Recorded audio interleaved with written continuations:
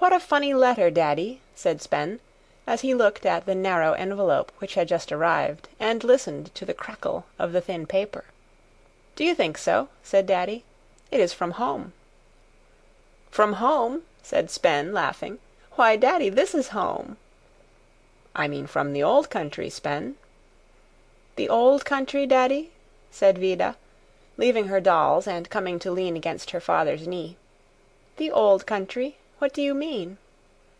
"I mean the little island in the west to which we belong, and where I used to live," said Daddy. "But this is an island, a great big one, Mother says.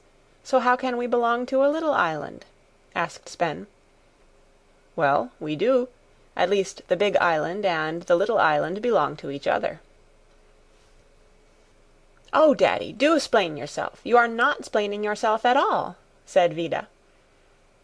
"Well," said Daddy with a sigh, "long, long ago—" "Oh," said Spen, "it's a story," and he settled himself to listen.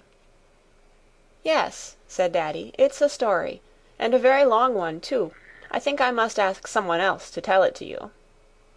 And Daddy did ask someone else, and here is the story as it was told to Spen and Vida.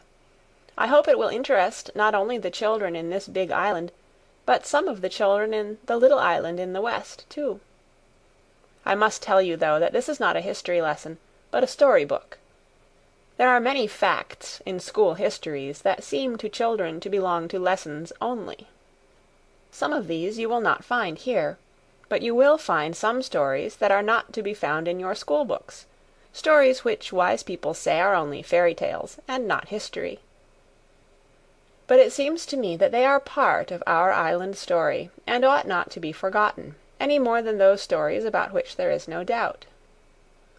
So, although I hope you will not put this book beside your school books, but quite at the other end of the shelf beside Robinson Crusoe and a Noah's Ark geography, I hope, too, that it will help you to like your school history books better than ever, and that when you grow up you will want to read for yourselves the beautiful big histories which have helped me to write this little book for little people.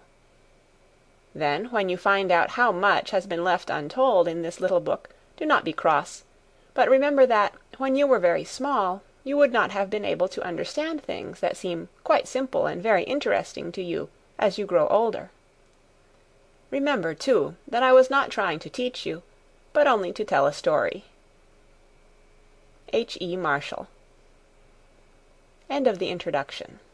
Read by Kara Schallenberg on May 9th, 2006, in Oceanside, California.